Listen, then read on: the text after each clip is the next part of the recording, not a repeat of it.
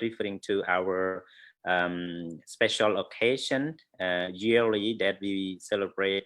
Pchum. It is to collect all the people, the Buddhist people, especially Cambodian people, traditionally accordingly, that we will celebrate the ancestor ceremony. It is we celebrate this ceremony in order to dedicate our merit and our gratitude to what our departed people, departed relative that who pass away, and we are remember as well as not remembers to those people, but they still in our mind. And then our tradition bring all the Buddhist people gather in the temple or in such a place and do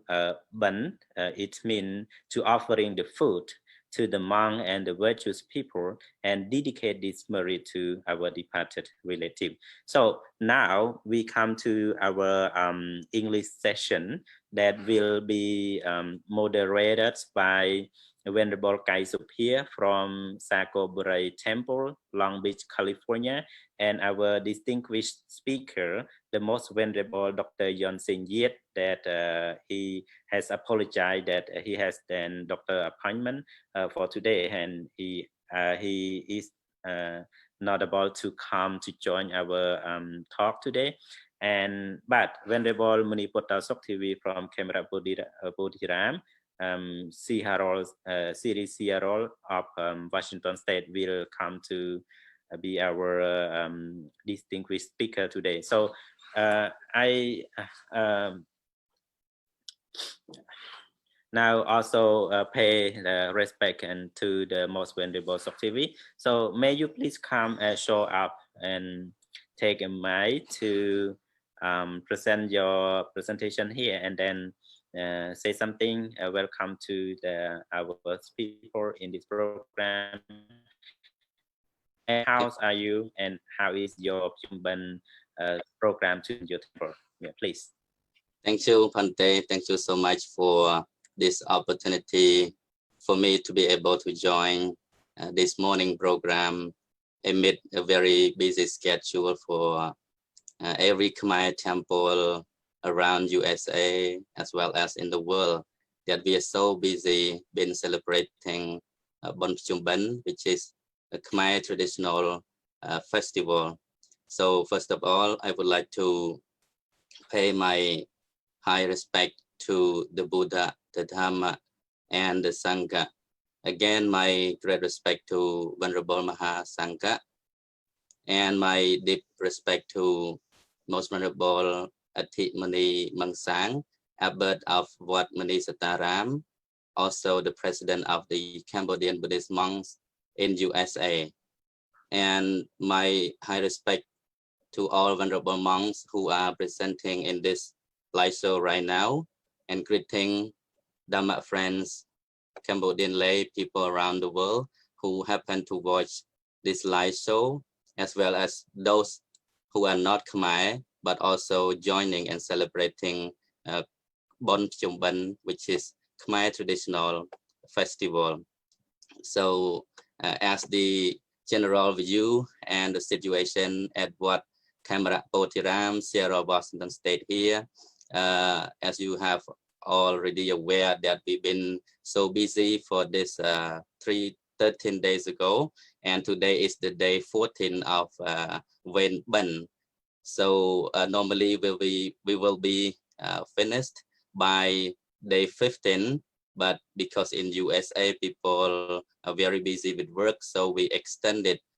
until 19 and 20, which is Saturday and Sunday, the weekend. So we will end up finally for Bon Pchum in our temple on 20th. So thank you. Happy Bon Pchum. Thank you very much, Venerable, about your general view on our program. So as you mentioned that we will celebrate our Pchum until the September 20th, 2020, and especially in USA. So Our program today will discuss about the historical record about Pchum Ban in Cambodian tradition. But before to the historical record, so I want to ask the question, or I need your explanation about the literature, the word Pchum Ban and Kan Ban. So it sounds like 100% or totally Cambodian word. So how we express and how we explain to the non-Khmer speaker what does Pchum Ban and Kan Ban mean according to your research. Thank you, Pante, for the question. So as we know that the title of this festival is called in Khmer Bon Pchum Ban. There are three words or three terms in here. Bon and Pchum are the Khmer words, and Ban is originated from the Pali term. Bon in Khmer refers to ceremony, celebration, or festival, whereas Pchum means collection or gathering. And Ban or Banda, Pali is Pinda, and in Khmer we call Ban. This is originally a Pali term, which means the rice ball or ball of rice. And again, we also sometimes use the word Kan Ban to refer to the Wen Ban. Again, we have another term, Wen Ban or Kan Ban, because Bon Pchum Ban is usually celebrated for 15 days. So from the day 1 of the wedding day of Petrobot to the 15th day to the 14th day of to the 14th wedding day of Petrobot, people taking turn to support the monk for each turn to make sure that the monks get enough food and materials to partake each day, so that people agree upon one another to take turn coming to support the monk. Because as we know that not everyone will come to the monastery every day. That way people have to make sure that each day of Wen Ban has a main supporter to support the monks with meal and any requisite needed. And that is why we have this Wen Ban, whereas the final day, we call it as a Pchum Ban, as a gathering, a collection of food, like a Khmer potluck, where we normally bring Khmer traditional food, Khmer traditional dessert like nom som, nom kom, nom chiel. You know, we have a lot of Khmer traditional dessert, cake, and food, and also people usually wear Khmer traditional outfit and costume to the temple during this Pchum Ban. So at the very last day, because mostly the temple will be very crowded by people from all directions. Sometimes people have not chance to come to the temple during the day 1 to day 14, but at the very final day, they must commit to come to the temple. Otherwise, it will be ended, and so they got no chance to perform meritorious deed for themselves as well as for dedicating to the departed one. Thank you. Thank you very much, Venerable Sir. So as you mentioned about the Bon Pchum Ban, it is the collection, the collection word to be the ceremony that dedicated to departed people, that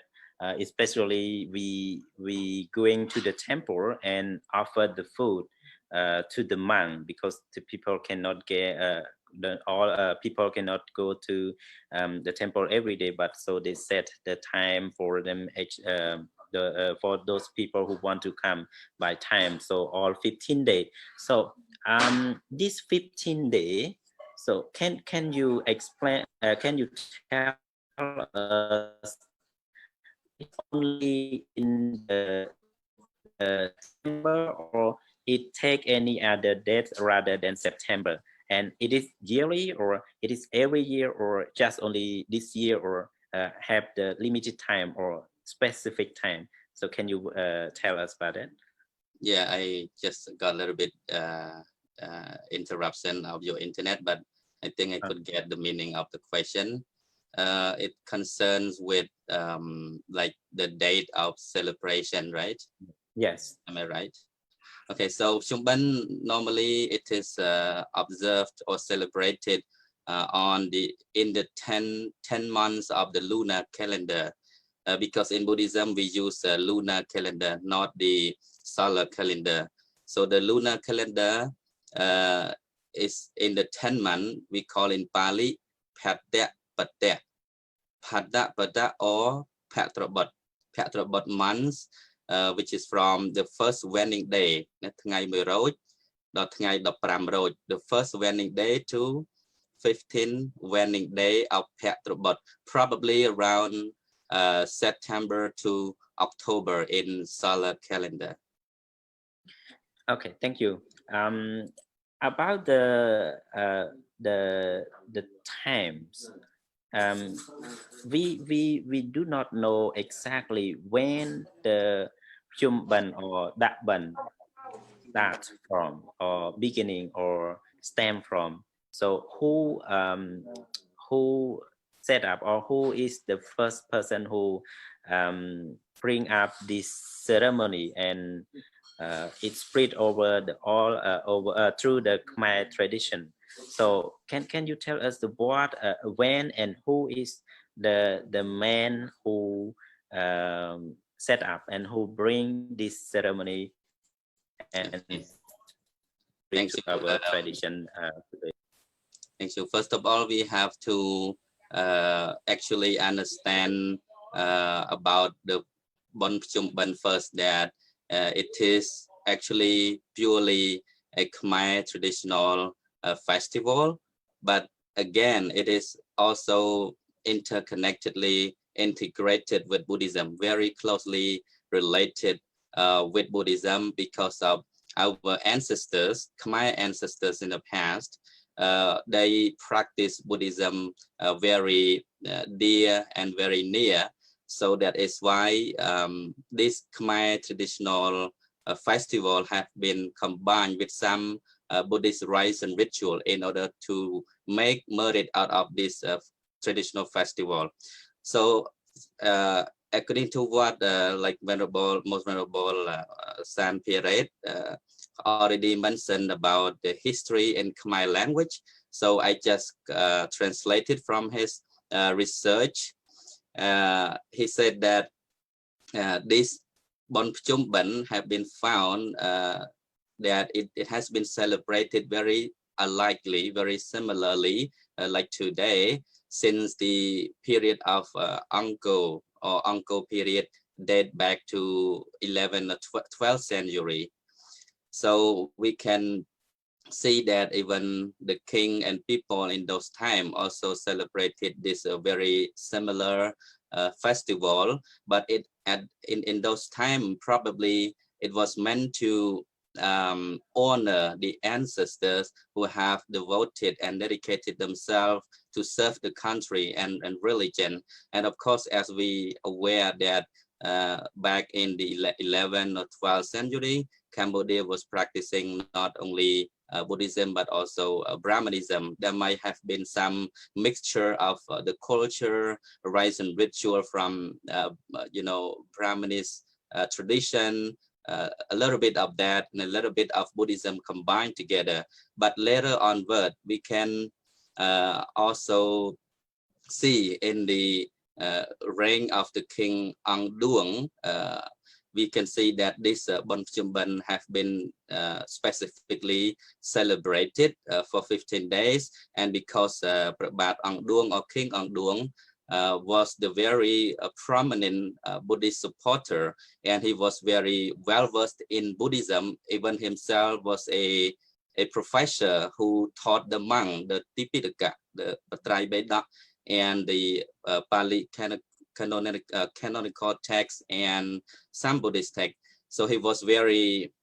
supportive to Buddhism. That is why he always lead people to celebrate Bon Pchum Ban, one thing is to support the monk in the rainy retreat, 3-month rainy retreat, Vasa, because of the need, because of the difficulty during rainy season, the monk could not go out in search of food, collecting alms from one village to another due to the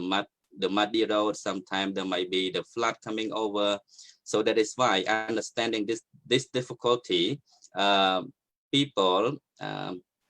gathering to the temple and taking turn to support the monks with the full requisite during this 3-month rains retreat of the Buddhist monk. That is why we can see this is a very good tradition, that this festival was meant not only to honor our ancestors or those who have gratitude towards us, like our parents, our grandparents, but at the same time we are also able to support the monk in order to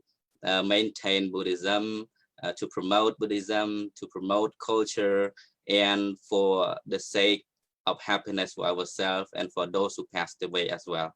Thank you. Thank you very much, Venerable Sir. Recall to the 11th and 12th centuries, we may have not specific Theravada Buddhism that we practice today. That was many religions, right? Like Buddhism, referring to the Tantrayana Buddhism. The Tantra Buddhism take influence from Javadeepa or Sumatra, and also have a Brahmanism, Hinduism, and the rite and rituals of the Cambodian traditional pure Cambodian religion also at that time. But you refer to the reign of the King Ong Duong in 1884, that the King Duong has established the country Cambodia, and he also established the Pchum Ban ceremony. So can you tell us what is the main purpose? What was the main purpose that King Ong Duong established that Pchum Ban ceremony? That you said, I catch your word, because of in rainy season the monk cannot go out for alms giving, for pinda butter, something. But what the other main purpose rather than rainy season that the monk cannot go out for food? And it is more traditionally that you can tell us more about what is the main purpose of the King Ong Duong to celebrate this Pchum Ban ceremony.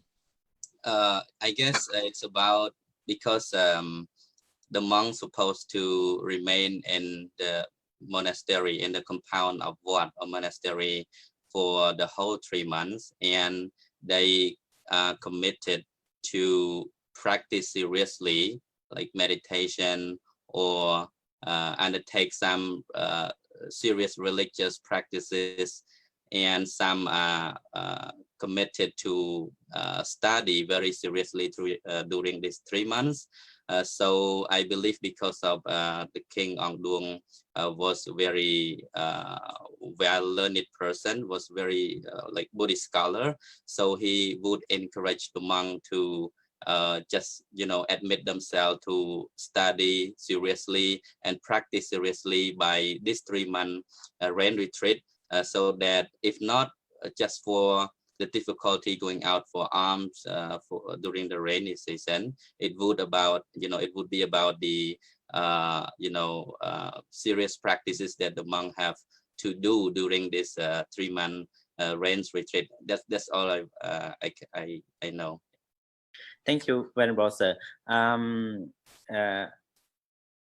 have a more question about that, but now let's keep it behind. So about the times of the King Ong Duong and the present situation. So can you compare, or can you find the critical view or analytical view regarding to the time in Ong Duong period? We are not seeing direct by our eyes, but we know by the historical record. But now the present situation our Cambodia and in the country that Cambodian people living. So they celebrate Pchum Ban ceremony. So what is the main purpose and what is the different or what is the similarities between Pchum Ban in the past and the Pchum Ban today? Yeah,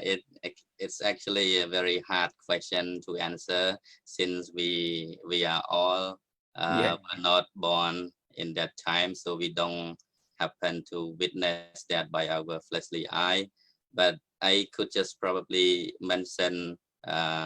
like how is it look like for the Pchum Ban nowadays.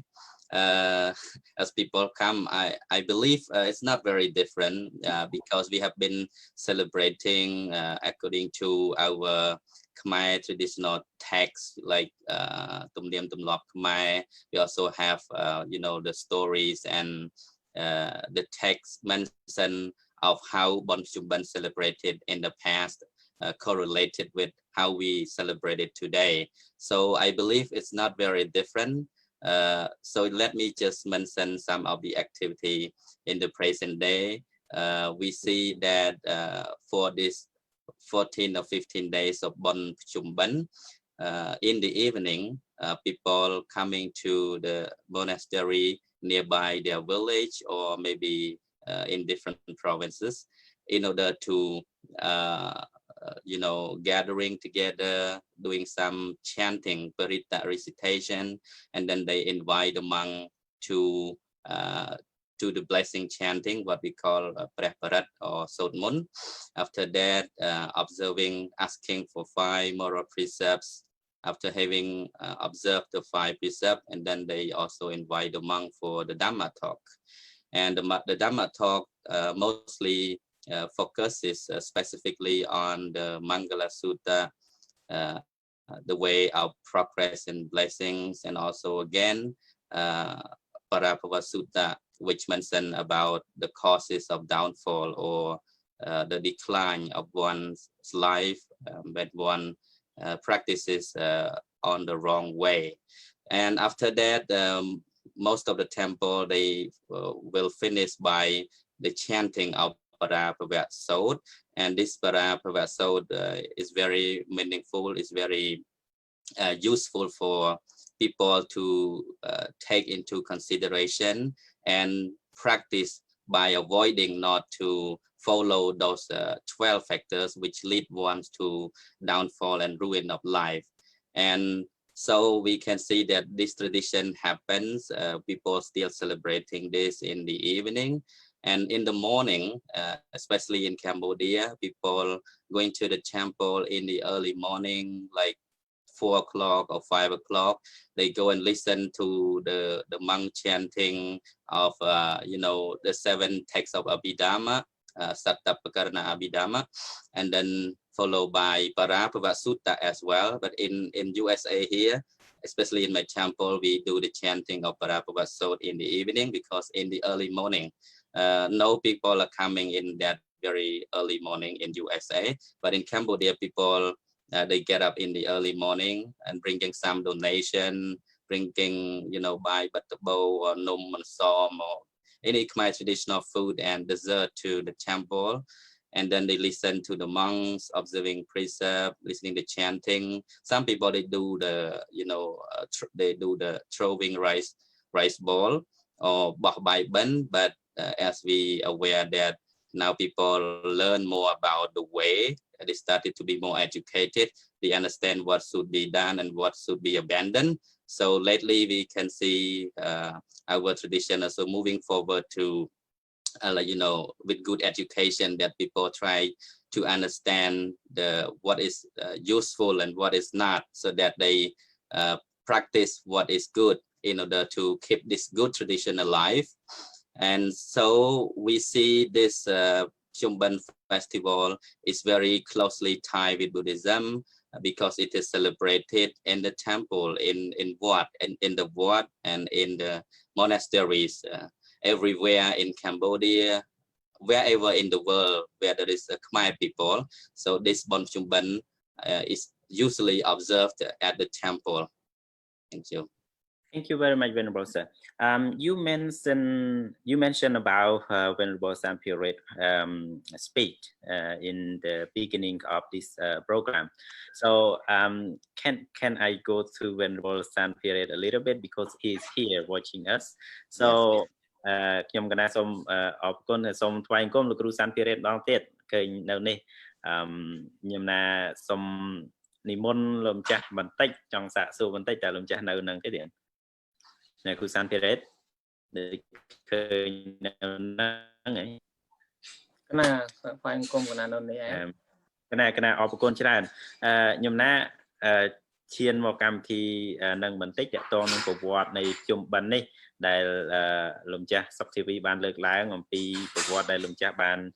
រៀបរាប់អំពីជុំបិណ្ឌហ្នឹងមានប្រវត្តិតាំងពីយូរលង់ណាស់មកហើយគឺតាំងពីសម័យអង្គរមកហើយជាពិសេសគឺនៅក្នុងសម័យព្រះបាទអង្គឌួងដែលបានលើកឡើងថាការ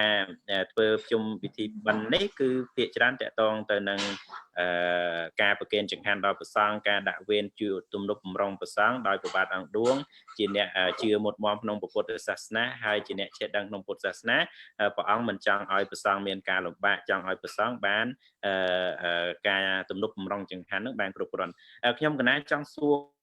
លោកម្ចាស់បន្ថែមបន្តិចថាក្រៅអំពីការទំគុតគង់ព្រះសង្ឃនឹងតើក្នុងការប្រពៃជុំសំទោសការប្រពៃជុំបិណ្ឌរបស់ព្រះបាទអង្គឌួងនឹងមានអ្វីឲ្យពិសេសជាងការគ្រាន់តែប្រគេនចង្ហាន់ដល់ព្រះសង្ឃនិងការធ្វើបុណ្យប៉ុណ្ណឹងដែលឬទេមានអ្វីដែលពិសេសជាងនឹងដែរទេកណាសូមអរតនានិមន្តជួយ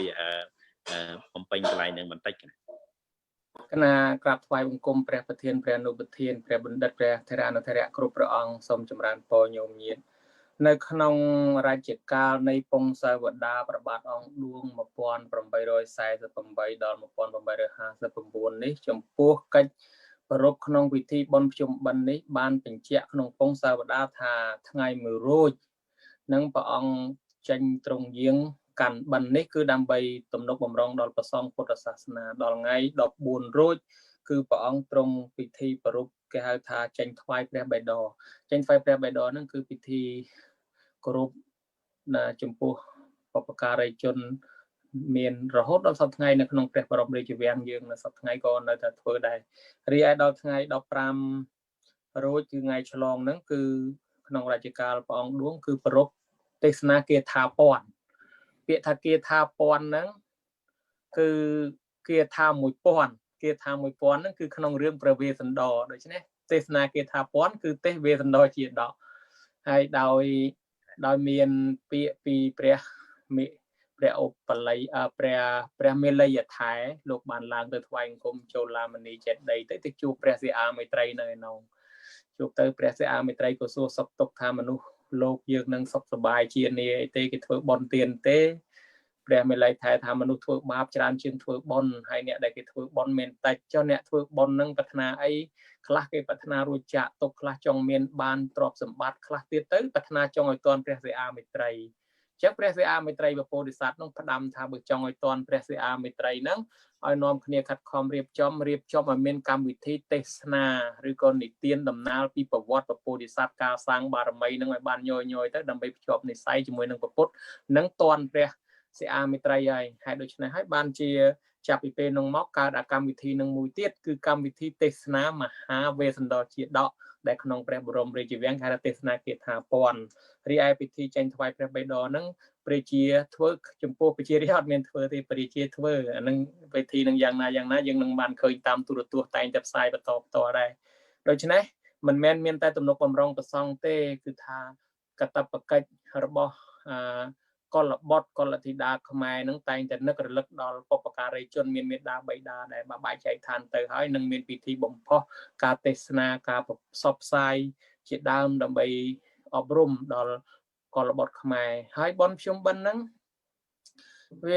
វាជាលក្ខណៈអប់រំទ្រង់ទ្រាយកាន់តែធំឡើងមានគោលបំណងខ្លាំងគឺអប់រំមនុស្សនឹងតម្រង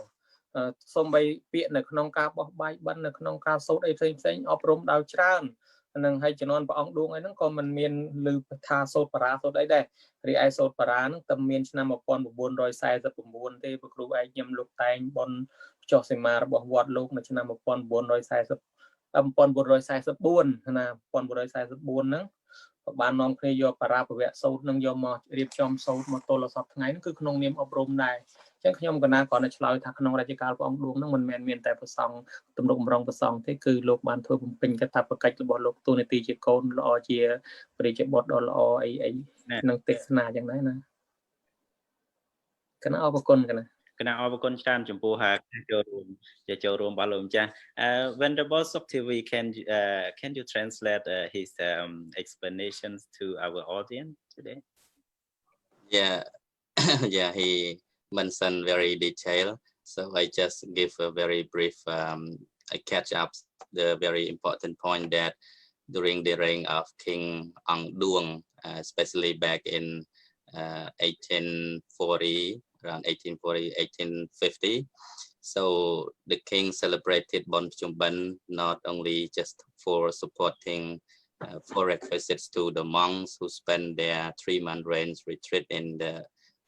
compound of the temple monastery, but also to be able to remember and pay our gratitude in honor of the past ancestors who have dedicated their life for the sake of the country and Buddhism. So that's why we can see some of the good culture has been added during that Bon Pchum, like the Dhamma talk of the Buddhist monk concerning with the past story of the Buddha's life, the Jataka. So as he mentioned about the 1000 Jataka story, in Khmer we call Vesando Chietdok. Desna Vesando Chietdok normally observed at the very end of Vasa or after Vasa, according to some different temples. So it is a good tradition to educate people in order to be able to listen to the advice and the teaching of the Buddha himself from his previous life story, as well as to teach our younger generation to honor the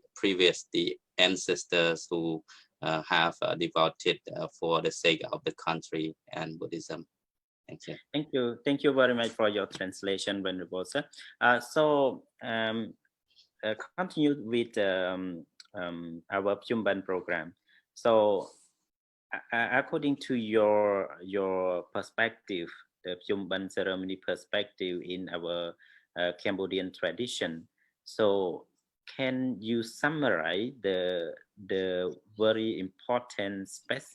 very important key of our celebration? So what main purpose? So now you mentioned about the supporting the monk, but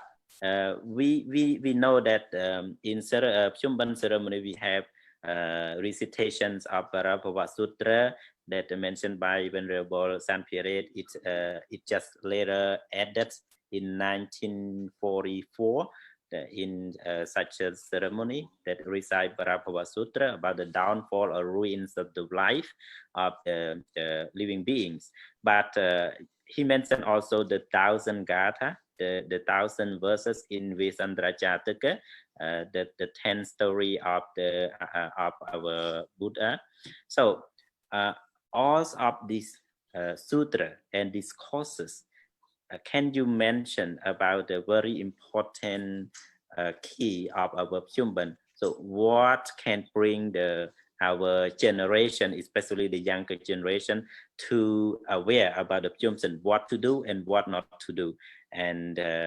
yeah, I know that you also you discuss and you have such in a conversation already about that. But can you mention again how is important and what to do and what not to do in the Pchum day? Thank you, Venerable Sir. I can make this in short as a summary, or maybe the moral lesson we can learn from Bon Pchum, what we can benefit from celebrating this festival. So it is important for those especially who do not understand Khmer. So this purpose is for all of you to understand. Probably there might not have been many Cambodian monks who happen to explain about this traditional festival. That is why people who were born abroad who do not speak Khmer, they did not get the idea, the educated idea from this Bon Pchum Ban. So now I just would like to give some important points in relation to the moral lesson we can learn from Bon Pchum Ban. One thing is about solidarity or unity among Khmer people. No matter where you stay in the world, no matter where you are born, if you are Khmer, we have this spirit of unity and solidarity. Whenever we hear Para Pawet Sod or the monk chanting, or we see the celebration of Bon Pchum Ban, it reminds us as a Khmer to come together in unity, to uphold our culture and tradition, to promote it, to disseminate it to the world, because it has very good education, moral lesson in it, and we have very good tradition from our ancestors. So we must keep this culture alive in the resemble of solidarity. Second thing, it's about the art of sharing. Sharing is caring. Why we say sharing? Because during Bon Pchum Ban, those who have more economic wealth or who are more wealthy, they could contribute some amount of money to support the maintenance of the temple for the sake of any construction, the road, the hospital, the well, or anything that might be needed in community, in the village, in rural areas. So during this Bon Pchum Ban, it also brings the spirit of sharing to one another. As a living person, we can help each other by sharing what we have, not being stingy and mean to just keep the wealth for yourself. And also again, the art of sharing is not only for those who still alive, but for the sake of those who have passed away as well, like our ancestors, our grandparents of the generation who have passed away already. So what we can do by sharing is by bringing donation to offer to the virtuous people, the monks who dwell at the temple, at the wat. So with the merit being, with the donation being made through the virtuous people like the monks, the merit will produce, it can produce greater benefit. With that merit, we can dedicate and transfer to those who passed away. This is we call Dakina Dana or Dakina Nupatin in Khmer and Pali language. So this is very good tradition concerning with the art of sharing to those who still alive by contributing, helping, giving in service, rendering service to anything that needed, or might be the sharing to support the requisite for the monks, and then again sharing to those who passed away to honor your ancestors by remembering them, doing good deeds, and dedicate merit to them. Thirdly, the third point is about education. So I think this is the very important and salient feature of the idea of Bon Pchum Ban, because we usually heard the monks chanting Para Puvasuta, and some temple the monks give a Dhamma talk concerning with the meaning of Para Puvasuta, the causes which leads to downfall and ruin of one's life if one follow according to the 12 ways of downfall. So I just mentioned in short, there are 12 downfalls in that. The first one, those who hate the Dhamma. Secondly, those who like to associate with the fool. Number 3, those who are talkative, who are nonsense talker, those who are drowsy and indolent, those who have a short temper, and number 4, those who does not support their elderly parents when they can do so, those who cheat and tell lies with the recluses and brahmana. Number 6, those who have delicious food, enjoy alone, does not share with others. Number 7, those who are wealthy but look down upon one's kinsmen and relatives. Number 8, those who you know, practice or enjoy the womanization, gambling, and alcoholism. Number 9, those who already have a wife but feel not contented with one's wife and then enjoy with the prostitutes. Number 10, those men who has already passed their youth but married to a young wife. Because of this jealousy, he cannot sleep. And number 11, those who place those people who are not worthy to be in that position, and that is also leading to downfall. Finally, number 12, those who have born in the royal lineage but wishes to get ground or to attain the unattainable kingship, and that is also the cause which lead to downfall and decline of one's life. So I just mentioned in short, due to the time, if one practice according to these 12 ways, one's life will be not successful and also will face a lot of problem for oneself and also cause a lot of trouble to society at large. In conformity with the Parapava Sutta, the cause of downfall, the Buddha had spoken about the 38 blessings called Mangala Sutta, when a deity, a deva, asked the Buddha what is the cause, what is the way leading to one's progress and prosperity to get blessings. So the Buddha expounded 38 blessings, which in short, to support one's parent, take care of your father, your mother, your wife, your husband, your children, associating with the wise, not to associate with the fool, speaking the truth, conversation, the Dhamma accordingly, being patient, refraining from evil actions, so forth. Okay, that's so for the 38. So I just mentioned very briefly. If one avoid the 12 causes which mentioned in the Parapava Sutta and undertake practice the 38 blessing which is mentioned in Mangala Sutta, one's life will be progresses, will be prosperous, one's life will be happy and blessed. Thank you. Thank you very much, Venerable Sir. So I will come back to you, but now look like our Vice President of the CBMS look like raised the hand. So please, Venerable Master, so what you want to ask question or want to add something? The group as a part. អរគុណច្រើនសូមនមស្ការព្រះមហាថេរហើយនឹងព្រះអនុថេរដោយសេចក្តីគោរពនិងសេចក្តីរាប់អាន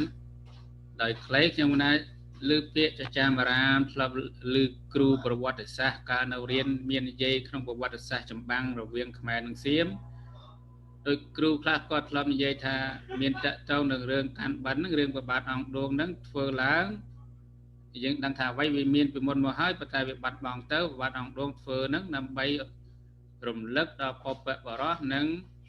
ទាហានដែលបានបាត់បង់ជីវិតពលីកម្មដើម្បីប្រទេសជាតិកាលសម័យនោះហើយអត់មានញាតិមិត្តធ្វើបន់ឲ្យដោយស្លាប់ទាំងពូជថ្ងៃកាលសង្គ្រាមធ្លាប់ឮគ្រូនិយាយអញ្ចឹងតែខ្ញុំណាចង់សួរបងសានពេរ៉េថាពាក្យចចាមអារាមទាំងអស់ហ្នឹងមានគាត់ធ្លាប់ដែលឮទេហើយមានឯកសារណាបញ្ជាក់ដែរឬទេពាក្យទាំងអស់ហ្នឹងណាសូមអរគុណសូមអង្គសានពេរ៉េនិមន្តណាកណាសូមថ្វាយបង្គំពាក្យចចាមអារាមហ្នឹងគឺជាពាក្យចចាមអារាមមែនហើយវាពិតជាមានអញ្ចឹងមែនពីព្រោះតាំងពីសម័យអង្គរមកគឺបរិជាធ្វើបុណ្យហ្នឹងតែងតែឧទ្ទិសដល់ញាតិវង្សានុវង្សព្រមទាំងបុព្វការីជនដែលហ៊ានតស៊ូបូជាពលីជីវិតដើម្បីបុព្វហេតុជូនជាតិជូនសាសនាឲ្យរស់រានមានជីវិតរហូតមកដល់សពថ្ងៃរហូតតំណតពូជពងមកដល់ព្រះរាជវាំងយើងសពថ្ងៃហ្នឹងក៏គេធ្វើបុណ្យក៏គេតែងតែឧទ្ទិសដូចអញ្ចឹងដែរឧទ្ទិសដល់ព្រះញាតិវង្សានុវង្សព្រមទាំងបុព្វការីជនទាំងអស់ដែលហ៊ានតស៊ូបូជាពលីជីវិតដើម្បីថែរក្សាមរតកជាតិសាសនាវប្បធម៌ទឹកដីឲ្យទល់សពថ្ងៃហ្នឹងគឺទំនៀមនឹងដូចគ្នាអញ្ចឹងឯងតាំងពីជំនាន់ដើមមកទល់សពថ្ងៃហ្នឹងគឺពិតជាអញ្ចឹងហើយកណាផ្សេងគុំអរគុណច្រើនណាសូមមកឆន្ទកិច្ចបន្តកិច្ចការតទៅទៀតចុះណាអរគុណច្រើនលោកគ្រូគណៈប្រកេនឯកសារមួយតាក់ទងនឹងរឿងលោកគ្រូសានធីរ៉េតលើកឡើងហ្នឹងចំពោះការធ្វើបុណ្យដាក់បាយបិណ្ឌថ្វាយដល់ តបទាហានអីជាដើមហ្នឹងមាននិយាយក្នុងពិធីប្រចាំ12ខែរបស់អ្នកស្រីដុកទ័រពេជ្រស្រស់បោះពុម្ពឆ្នាំ1966គាត់បានលើកឡើងពីសិលាចារឹកនៅក្នុងសម័យក្នុងរាជ្យរបស់ព្រះបាទយសោវរ្ម័នឆ្នាំ889ដល់ឆ្នាំ910បានបញ្ជាក់យ៉ាងច្បាស់ថាមានប្រជាសម័យអង្គរហ្នឹងគឺធ្វើបន់ដាក់បាយបិណ្ឌបោះបាយបិណ្ឌហ្នឹងមានជារៀងរាល់ឆ្នាំដើម្បីឧទ្ទិសដល់ពុព្វបុរសហើយនឹងទាហានកងទ័ពដែលធ្វើពលិកម្មដោយសារសង្គ្រាមកណាលោកគ្រូខ្ញុំណានឹងថេចប្រកេនសិភៅនឹងលោកគ្រូដល់ពេលក្រោយឥឡូវនេះខ្ញុំកណាបន្តនៅកម្មវិធីបន្តិចទៅទៀត Now Venerable Kaisupir, the moderator, also can join our program right now, and this is your program. So as you listen in our last talking about the Cambodian speaking between our master, the Vice President, and Venerable Sanpiret talking about, can you just warm your machine and to translate first about his question and answer to our audience, please. Venerable guys here, please. ជាបឋមសូមនមស្ការថ្វាយបង្គំចំពោះព្រះមហាថៃគណៈគុំចាស់គ្រប់ព្រះអង្គដោយសេចក្តីគោរព Well, good. Nice to see everybody here, and while it's a little bit difficult for me to come in the middle of the conversation, which I didn't quite know about the beginning and the talk, but basically we are all talking about the ancient and the ancestors' Memorial Day. So basically the Pchum, the Cambodian tradition of accumulating the meritorious deed and dedicated to our ancestors who have passed away. Well, I think Venerable Soktevi did a very good job in translating this conversation to the audience who might be interested in this topic and willing to learn all the important means that we are all celebrating or performing in order to cultivate a meritorious deeds and share with our public. I think it is important for all of us as a Cambodian and beyond, or maybe who are related to the Cambodian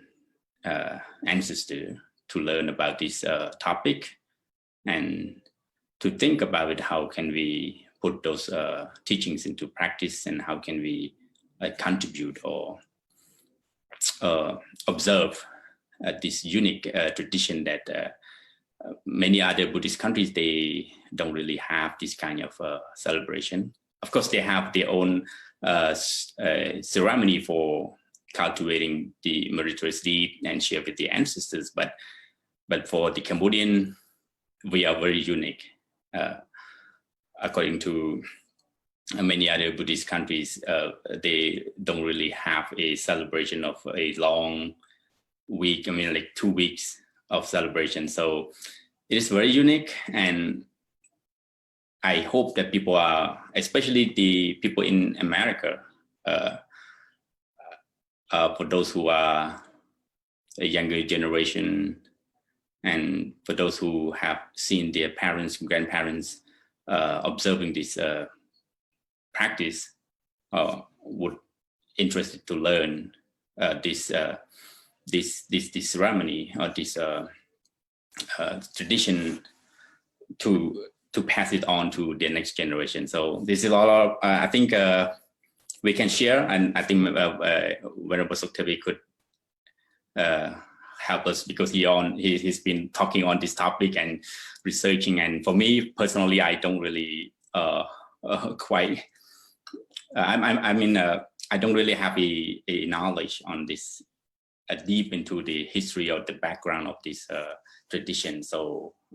it is better for Venerable Soktevi to share his research and his knowledge to the public. So thank you. Thank you very much, Venerable Kaisupi. Now we have only 7 minutes left, so I give a chance to Venerable Soktilvi to first you can add some more in English about our Venerable Master asking question to the Venerable Sanpiret in brief, and not Sorry, I didn't get the last moment. I didn't hear. What was your question? Yeah, the first one you can debrief about the question and answer our Master and Venerable Sanpiret, and the second one you can give your advice. Yeah. Okay, thank you. So it seems like I already translated previously, because he just added some detail concerning with Venerable Most Venerable Pasupal asking about, he heard the rumors about during the reign of King Ang Duong, one of the purpose to celebrate Bon Chuban is also to honor the soldiers who have passed due to for the sake of the country, to protect the land. So so Venerable Most Venerable Sanpiret already answered that it is true that this also was the purpose during the reign of King Ang Duong, to celebrate Bon Chuban, not just to support to the monks during the 3 months rain retreat, but at the same time it also a time for Khmer people to honor and respect, being grateful to their past soldiers and ancestors who have dedicated for the sake of the country. And my final message for the Pchum Ban, to to wrap it up for Bon Pchum Ban, as the traditional goes, we all know how we should do from one generation to another. People learn from each other that coming to the temple, especially in the morning, because this is the traditional festival of Cambodia. We should do something to represent our culture, like wearing traditional costumes and outfit during this occasion is very suitable. And people also cook traditional Khmer food and Khmer cake and dessert, like Nomam Som, Som Jade, Som Chruk, etc. So that we bring to the temple. We share with other friends, especially with some foreigners as well, to let them know our traditional dessert and food. Like myself in this temple, we have some foreign friends joining and celebrating the Bon Chumban. So I keep introducing them on the speaker, on the microphone, tell them again and again about how this tradition goes. And so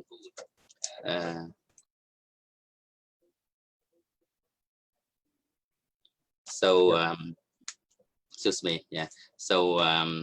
it is very good education, very good moral story that we can tell to foreigners to promote this good culture. On the other hand, the important things for Buddhist rites and ritual here in Bon Chumban is the Dakina Dana, the Dakina Nopatien, and to be able to conduct it correctly according to what the Buddha taught, we have to understand 3 conditions that Dakinatien can be achieved to those who passed away, to the hungry ghosts. There might be some relatives who take rebirth in the Peta realm or the hungry ghost realm, but it doesn't mean that every relative of us will take rebirth in the hungry ghost realm. If they fortunately happen to be reborn in blissful existence like Deva, heavenly realm, or human being, so they don't need our merit because they already have their own possession. As human being, we have human food, and they have divine food for them. And animals, for example, animals as well, if they take rebirth in a different realm, animals or hell or other serious health, that means they will not be able to rejoice the merit that we offer as well. But it is important to remember these three conditions, that in order to offer, to dedicate merit to those who passed away, it must be done under three conditions. One, the donation must be offered through the virtuous monk, the virtuous people like the monks,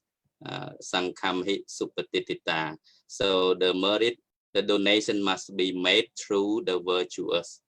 people like the monk, for example. That is why we have this tradition going to the temple in order to celebrate the Bon Pchum Ban. We bring offerings to Bang Skol to offer to the monks in the beginning. And then after having offered, we dedicate by ourselves. Either you call their name directly, or in general, according to what the Buddha taught in Tirao Kodasot, he mentioned Itang vo nya tinang ho tu sukita hon tu nya tayo. Itang vo nya tinang hon to sukita hao